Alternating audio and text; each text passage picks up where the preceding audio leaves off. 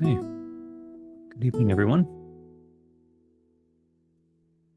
Someone shared in their homework that during a meditation, they experienced something which was um, out of the ordinary, you could say, for them, where they experienced that while being calm and clear, and feeling that they were settling down or settling into the method, they still at some point experienced an obstacle.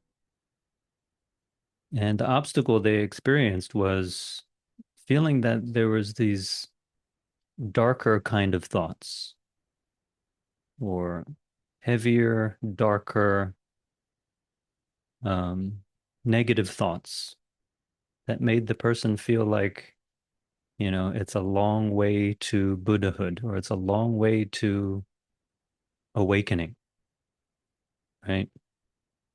And to some degree, it sounded like a bit of hopelessness, like it's just so difficult. And that the weight of these negative thoughts and thinking is really, it just seems real. Seems like there's a real obstacle there. And many people experience that, especially when practicing diligently and applying themselves to the method more regularly.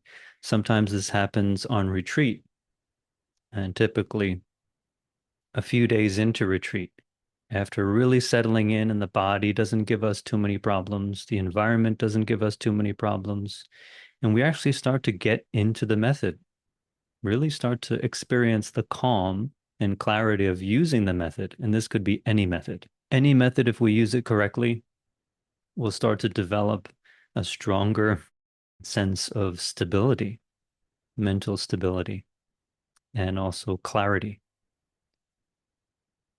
But sometimes in those states, some thoughts or some feelings may arise in our mind which block us and make it difficult to continue. Uh, for example, like what I just mentioned, and for other people, sometimes fear. Sometimes a deep sense of fear can arise, typically with some form of thinking, but it can be subtle thinking. It can just be a feeling. And the idea that comes after that is that, this is something in my way.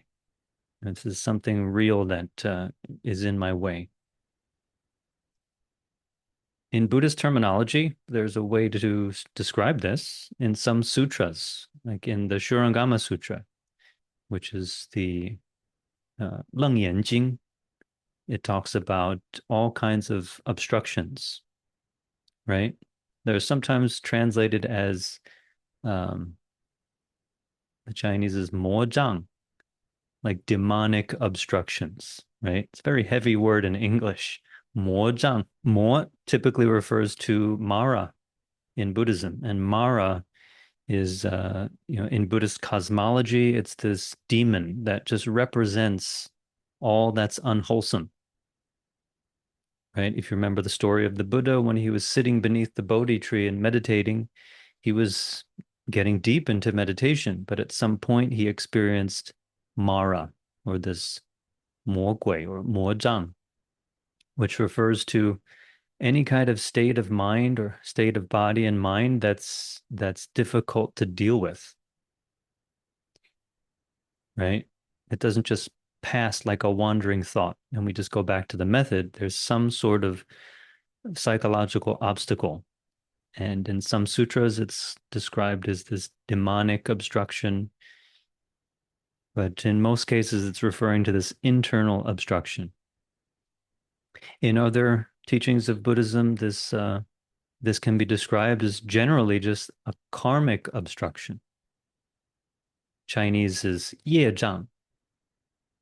Karmic obstruction just plainly is a behavioral obstruction, actually. Karmic obstruction sounds somewhat mystical, but karma just refers to action.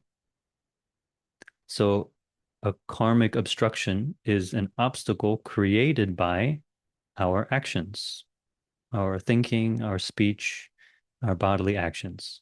That's all karma and the causes and the effects of our thinking, speech, and action. So just using the term behavioral obstruction, I think, is more tangible and relatable, right? It makes sense. It's because of our own behavior that we're obstructing ourselves. Um, but to provide some more context, this karmic obstruction is described or can be broken down into three categories.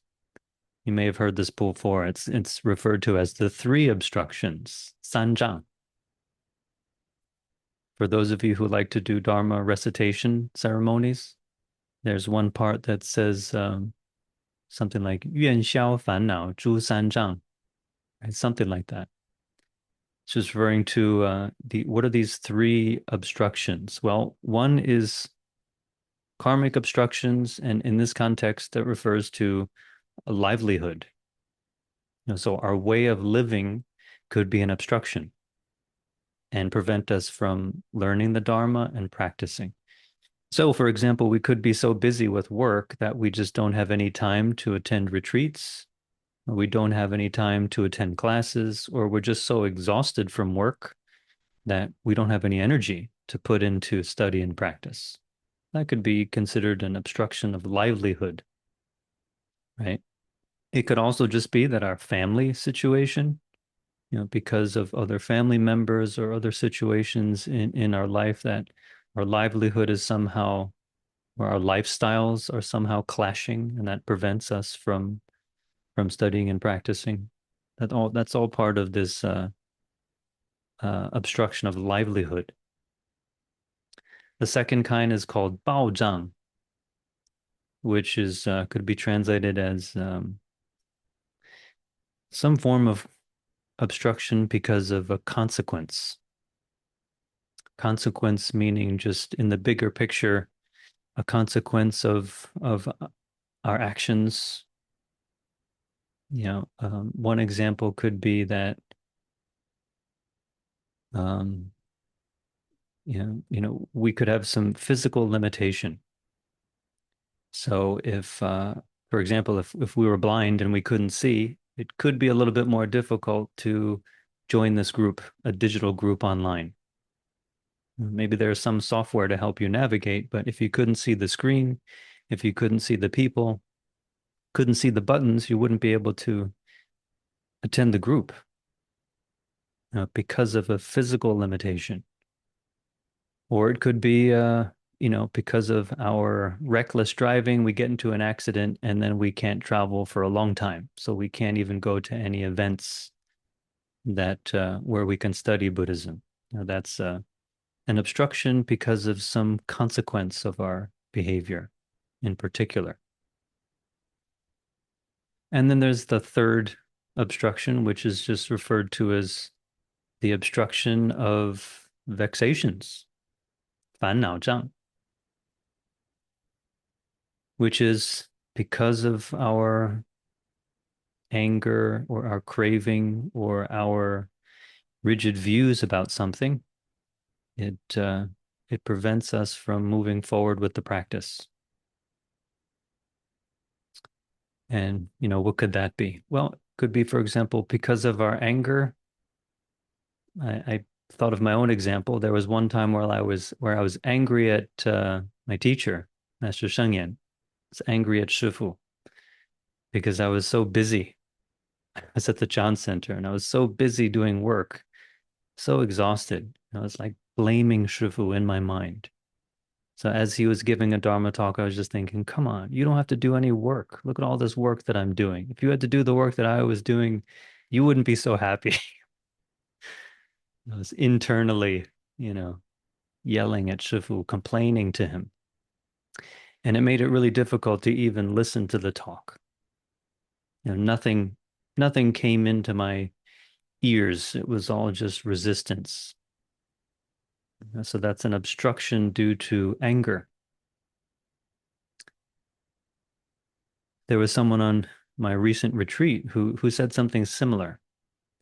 that she was really struggling with herself and her method, and actually some interaction that came out of the interview that I had with her. That she said for about a day or so, she was just unable to listen or follow along with anything. She was preoccupied with her internal conflict, about what she heard in interview and what she thought about herself, or what she thought about what she assumed I thought about her. So it was interesting, a kind of interpersonal conflict on retreat that made it difficult for her to absorb any more of the Dharma and practice. So those are examples of obstructions due to vexation. And again, the example I gave in the beginning falls under this category, where we may suddenly find ourselves from initially a state of calm or seemingly getting into the practice, seemingly making progress, and then at some point something else comes up and it's really feels real, like a real solid obstacle. So the person in their homework mentioned of this heavy kind of sadness and negative thinking, and thinking that practice is just so hard. It's kind of hopeless. Am I ever going to get through these problems? Have you ever thought that? Yeah. I think it's fair that if you've practiced for long enough, you've thought that at some point, things were going well, but then it's like you hit a wall and things become difficult again. This is a kind of obstruction of vexation. And it's typically not just a simple passing thought, but a deep pattern. So in this instance, there's probably a deep pattern of negative thinking and thinking in a way that leads to hopelessness, right? Not only in the context of studying Buddhism and practicing and um, transforming our character, but probably in daily life, this person also may find themselves stuck in situations that just seem hopeless and that the obstacles seem real.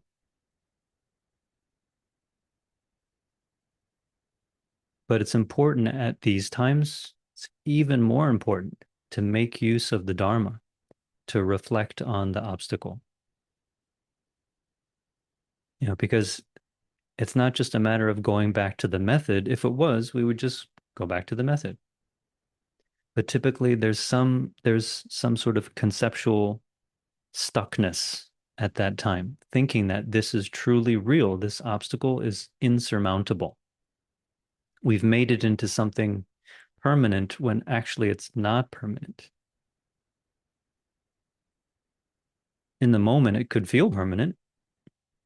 And whenever we get into meditation and get to that calm state, it may arise again. So it just may feel impermanent. But it's really important just to remember that basic principle that all phenomenon are really empty. They're only just conditions that come and go. There's no permanent obstacles. Do we experience it? Of course, we really experience it. But if we look at it, we allow ourselves just to observe it, to look at it with that stability and clarity of mind, we'll see that it's not a permanent thing. It is actually just a bunch of conditions. And in this case, it's conditioned thinking. It's a very deep pattern of negative thinking that makes us feel stuck. It's a negative thought loop that because it's looping so much and so quickly, it seems solid. But it's important to look at it, in that moment, to really look at it, not to think of it as real, but to observe it as it is, just a conglomeration of thought. It's just a deeper, stronger pattern. So, just remembering the Dharma at these times, for example, the Diamond Sutra, which talks about, the theme of the Diamond Sutra, that all forms are actually formless. The Chinese is 诸相非相, which seems like a play on words, but it just means that all forms, including psychological forms, including this deep sense of sadness, sadness is a form. Hopelessness is a form. It's actually formless. It is actually changing, and it is dependent on different conditions. What is one condition? Well, it could be that we've just been thinking that way for most of our life without realizing it. For most of our life, at some point, we've developed this pattern and it's just become, deep and solid. But if we observe it with clarity and with stability, we can see it's just a sequence of thoughts, thought after thought, this negative thought.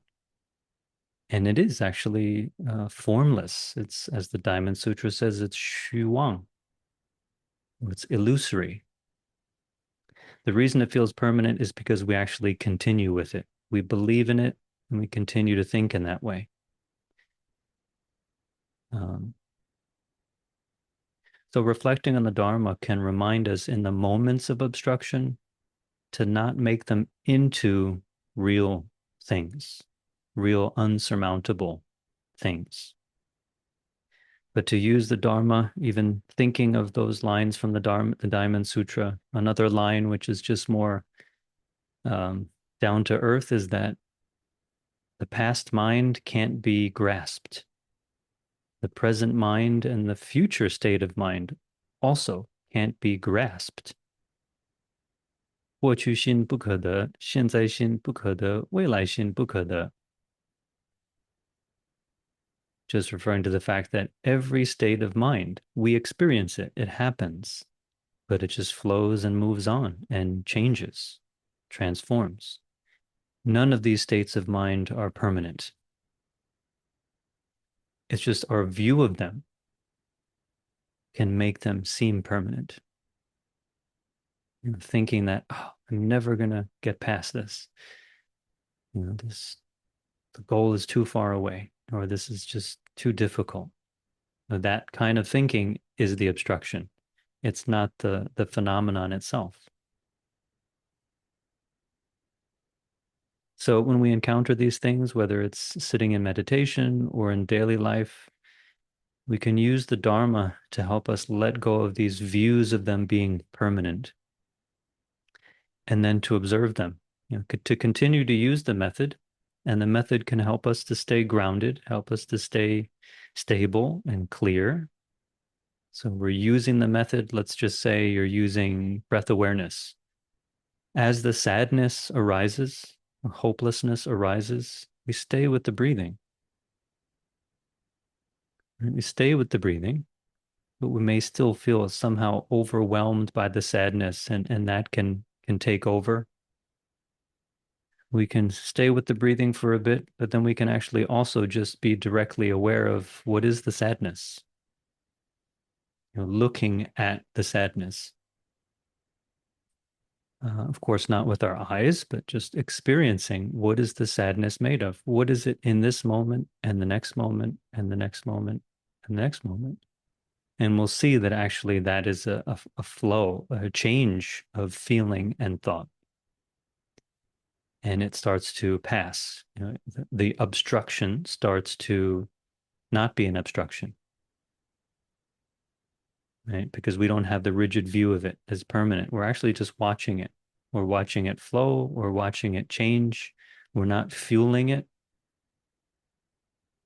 And it can pass. That obstruction can be resolved. And at that point, we could then continue to use the method we were initially with. We can go back to the breathing because that obstructive psychological state or pattern has passed. So we can go back to our initial method. right? And then we deepen the practice because we've begun to resolve these obstacles that usually prevent us from going deeper. I think it was Guoyuan Fashu once was talking about the practice to us, and he just said, practice is just again and again encountering obstructions and working through obstructions. That is the practice, right? Which is a very realistic view. It's not just about being peaceful and then we just get more and more peaceful and peaceful and peaceful. And eventually, until we're enlightened, it's that we use a method, we develop some stability, but then we start to uncover these problems layer by layer, or as it's said, um, barrier after barrier. We uncover them, we work with them, and we resolve them. And the way we do that is with the method and the concepts. And so the method can help us be stable. And when we need, we can even use the concepts for a brief moment to help us then just be directly aware of the obstruction, to observe the obstruction as it is, a conglomeration of thought and feeling, and this momentum of this mental inertia, karmic force, as it's called. We observe it, it passes, and then we move on.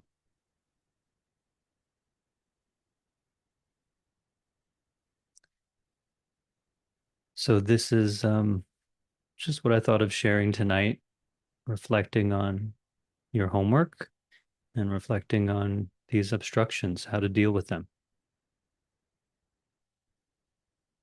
Any thoughts or reflections on that, what I just said? Yeah, thank you for that, David. I guess I just thought I would share that it does that, first of all, it's very relatable. This is something having been a practitioner for some time, it's something that even myself, I've encountered, numerous times. As you said, it's a lot of times it's obstruction after obstruction that will continue to come up. But again, I think there's this emphasis on that really it itself is not the obstruction. It's our rejection of it, our desire not to have that we judge it as being wrong or bad, especially if if it's dark thoughts, dark thoughts. Even though Mm-hmm. like we think about it and say it, we're like, well, that's not a Buddhist thought. That's not a future Buddha thought or something like that. And so Mm-hmm. immediately we reject it. We want to push it out, and then that makes it very real. And I was reminded of a teaching. I think it's actually in the Tibetan Buddhism that talks about encountering these obstructions. And in this case, this sounds like, and you can tell me if I'm wrong, but it sounds like the obstruction of vexation, because it's a view that we have. It's this view that we hold. And the teaching was there is in the description of it, and that is that when we see this from a distance, it appears to us like a great wall, like a huge wall that's in front of us that we assume we cannot pass through. We are obstructed. There's no way to get around this huge mountain. But actually, if we are willing to approach the wall, we see that it is nothing more than like I think they actually say a wall of mirrors, but in my mind, it's more like a wall of smoke or fog, right? If you've ever seen that before, even like with like, obviously we all hear about the forest fires. Sometimes it can produce these great walls of smoke, and they look like a mountain, like some wall that there's no way you could pass through it. But again, if you actually see it, you could walk right through it. It doesn't actually obstruct you at all. It was only just the appearance of it. We, Mm-hmm. in a sense, we defeated ourselves. Mm-hmm. And it was our rejection, our defeating it. Mm-hmm. So anyways, it's a hard lesson because we have become conditioned to seeing it and responding a certain way. And that in itself, that response to it is kind of a, it's a, actually, it's like a karmic cycle.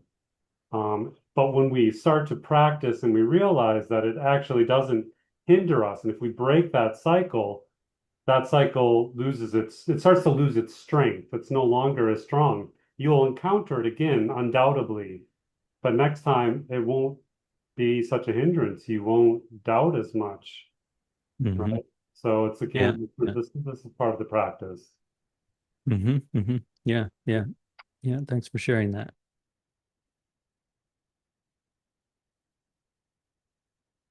Yeah, it's a good analogy. Fog, it looks like a wall, looks like a solid thing from a distance, but you could walk through it carefully, walk through it or drive slowly through it. Yeah. There was quite a few people on Jarko's retreat, which I was a student, but I was just helping with some interviews, and there was quite a few people talking about fear as their obstruction. At a certain point, after a certain degree of calmness and clarity, sometimes just this panic or fear would arise and cause them difficulty. But with the right attitude and staying with the method, we just see through it. It's just patterns,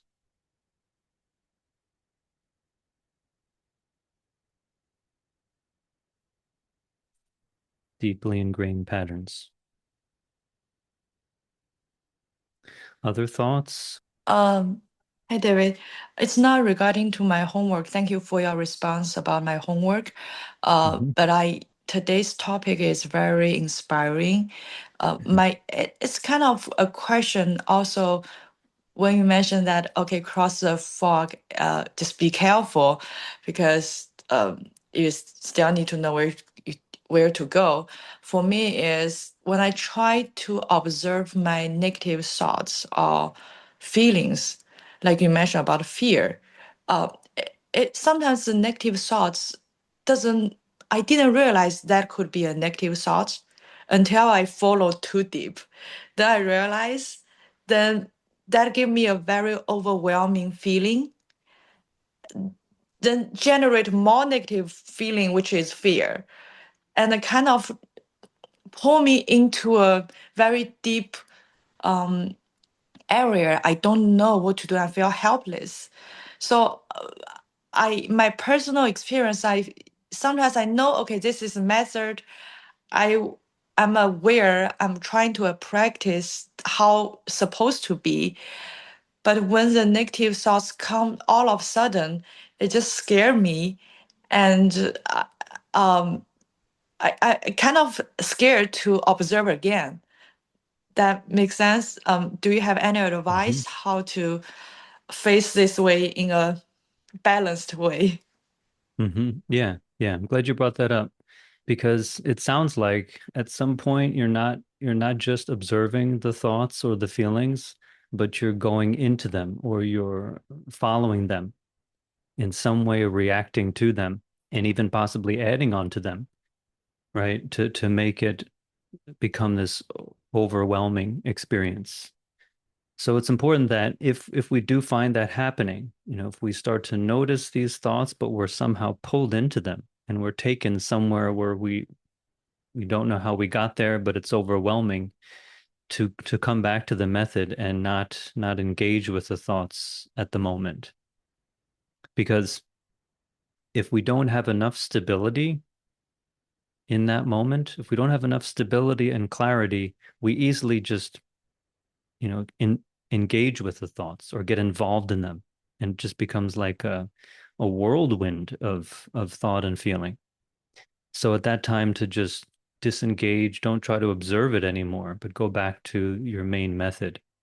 If that's following the breath or reciting a Buddha name, especially even if you don't typically recite the Buddha name, but if you have faith or confidence in the Buddha, to recite a Buddha name when we're afraid can help us ground ourselves again and to disengage from the whirlwind of thinking.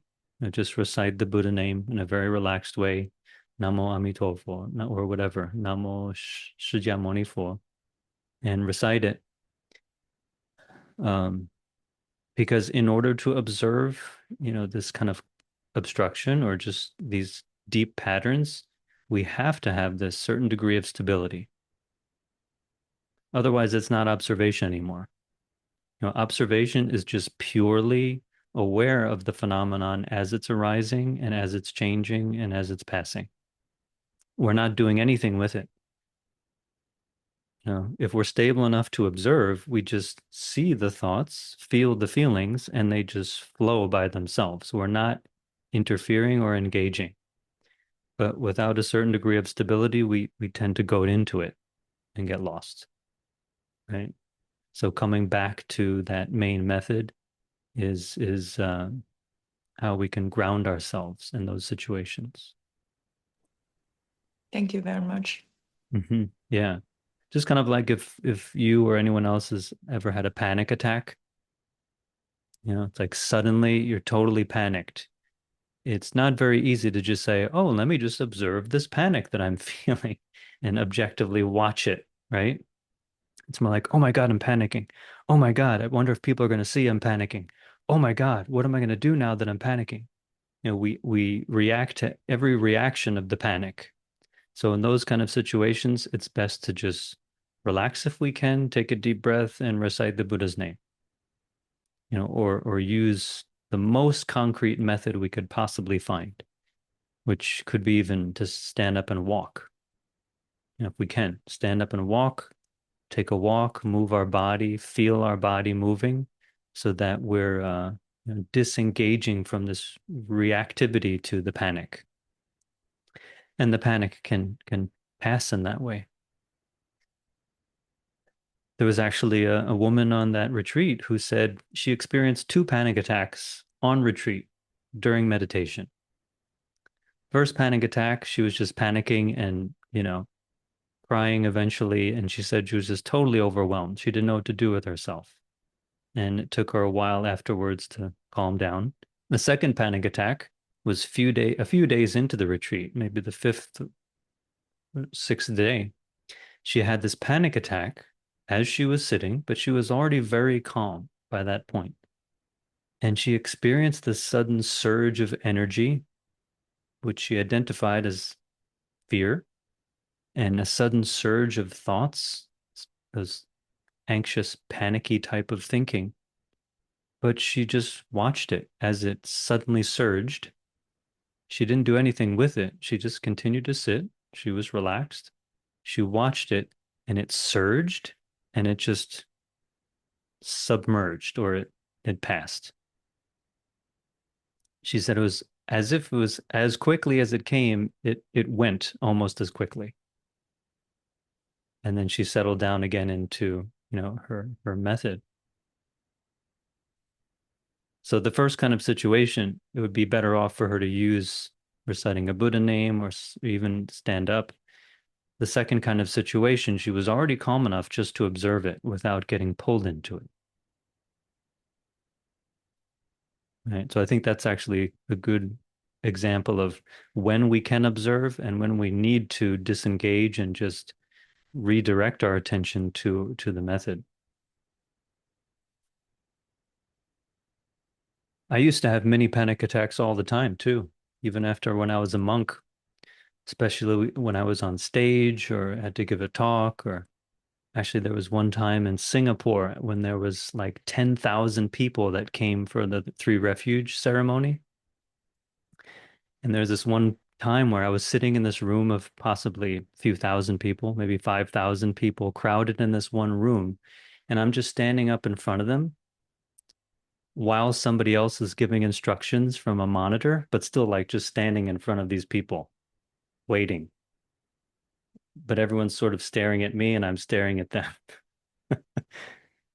And I was kind of half panicking, like, they're staring at me. What am I supposed to do? What am I supposed to do? Where am I supposed to go? I had nowhere to go. I'm just there to wait.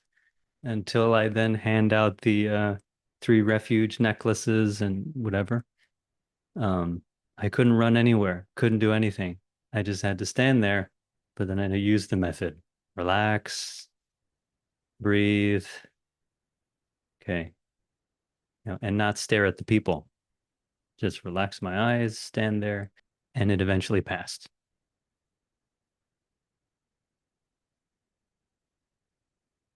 And that happened many times, time and time again. But as it happened, as I got used to just having this attitude of just observing it, being with it, the intensity of it decreased over time, each time. Less and less intense, easier to deal with, not making a thing out of it. All forms are formless, just gradually the power of those experiences dissipated until it rarely happens. I haven't experienced that in a long time. Any other thoughts, questions dealing with obstructions? I have a follow-up question. Yeah. Talking about the chain of negative thoughts, I think my ultimate version is I started thinking, I cannot believe myself believing in Buddhism or Buddha. Like I'm from 21st century. I'm believing in a religion, or it's not so religious, but then I would start thinking, did the Buddha really exist? Did Gautama really achieve Buddhahood, enlightened, fully enlightened, more enlightened than those Brahmin or Hinduism monks? Or they just claim so, like how the Hindu saints also claim themselves fully enlightened. But sometimes I remember maybe a book from Thich Nhat Hanh, or one of his students keeps saying the breath is like the greatest compassion we can always go back to. But sometimes I just no longer find compassion in the breath, or no longer find faith in Buddha or breath, I guess. Then what to do if I have the most fundamental doubt? Mm-hmm. Mm-hmm. Yeah, yeah. Yeah, doubt as the obstruction. Yeah, great question. The five obstructions. This is another series of obstruction. The five hindrances or five obstructions. The fifth one is doubt. Yeah, what do we do with that? So to deal with doubt on an intellectual level, that's what learning more about the teachings helps with. Because with doubt, from one angle, we don't have enough understanding. That's why it's hard to believe it, or hard to believe we even believe in it, if our understanding isn't clear enough. What's the logic behind practice? What is the logic behind enlightenment? What is the process of that? It's really important to be more and more clear about the logic of Buddhism, or not only logic, but the just understanding of the path. That's one reason for doubt, because there's pieces missing within our map, right? Just like cooking, for some people, cooking is magic. How do these people cook this food, and how do they make it so good? It's almost like magic. But to someone who knows how to cook and who has either a clear recipe or has experience with cooking, it's just easy. It's just like that. But for someone who's just approaching it and it seems like magic, we need more instructions. We need more information about the recipe or how to prepare it, you know, how much heat to use. If we don't know all this stuff, it'll be really kind of scary to approach cooking, especially if we have to cook for somebody else. So one part about dealing with the obstruction of doubt is to to study more and to fill in those gaps of information. On a deeper level, though, we really need to practice and experience more. The more we practice, the more we experience getting through some of our other obstacles, we naturally start to have confidence that it works. And we start to experience those things that we only knew about intellectually before, right?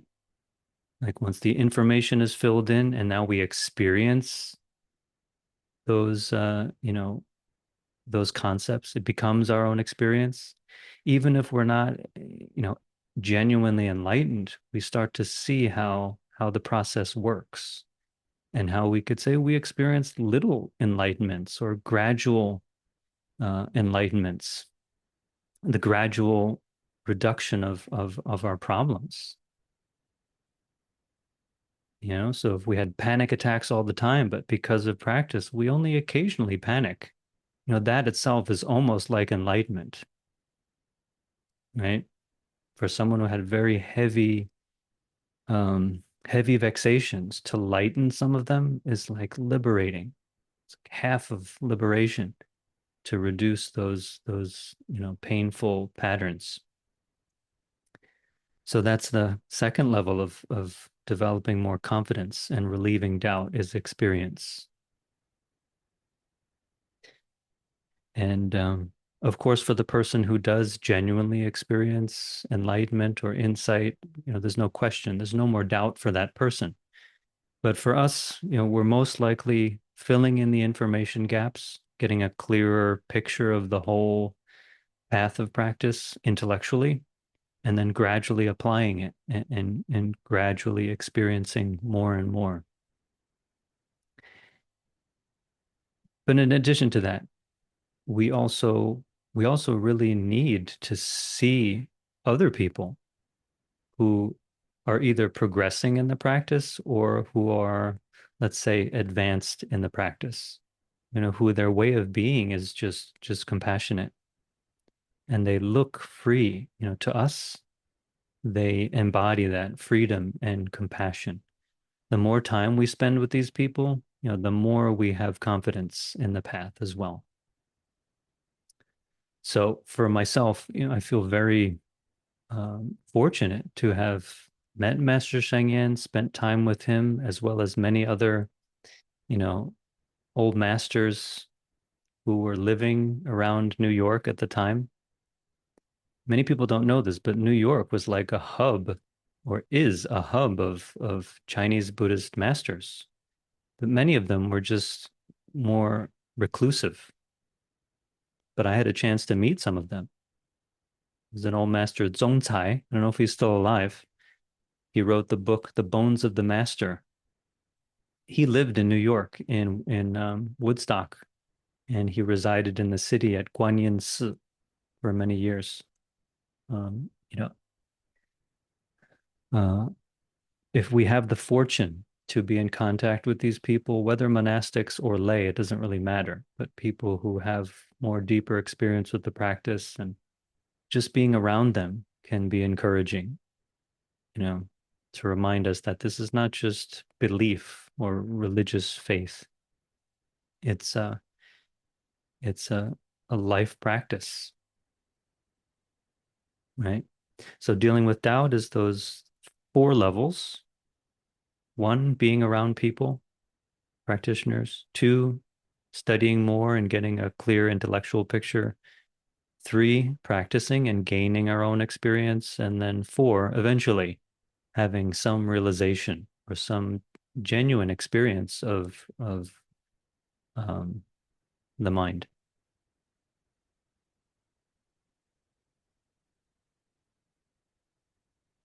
Right? Then our own practice will feel more grounded, solid.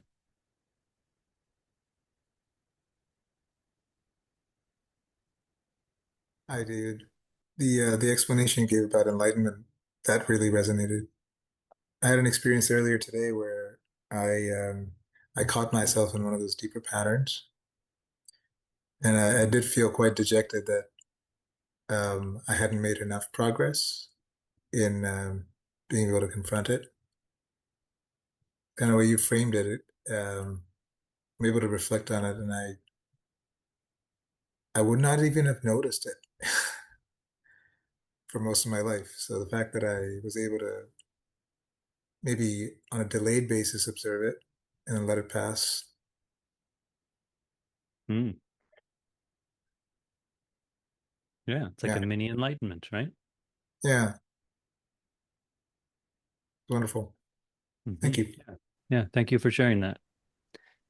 Yeah, that's the practice, uncovering our obstructions and, seeing them. That's half of the practice. The other half is letting them go. So this is something Master Huineng often mentioned in the Platform Sutra, that enlightenment is not some far away distant thing, but even one moment of clarity and stability. One moment of we catch ourselves getting upset about something. If we can catch ourselves and use our method, the very next moment, that has passed. It's a kind of insight. We're liberated from that one moment of being upset, and that's great. Okay, all right, everyone, stay healthy. Have a great night, and see you soon.